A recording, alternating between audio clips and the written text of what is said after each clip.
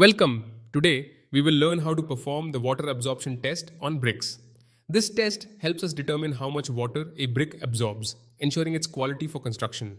To perform this test, we need a weighing balance, an oven, water, and a brick sample. First, place the brick inside a ventilated oven at 105 degrees to 115 degrees Celsius for 24 hours. After drying, take the brick out and let it cool to room temperature. Now, weigh the dry brick and note the weight as W1. Next, submerge the brick completely in water for 24 hours. After 24 hours, remove the brick from the water. Wipe off any excess water from the surface using a damp cloth. Now, weigh the wet brick and record the weight as W2. Use this formula: water absorption % equal to W2 minus W1 and divide by W1. Then multiply by 100. For first class bricks, absorption should be below 20%. For engineering bricks, below 7%.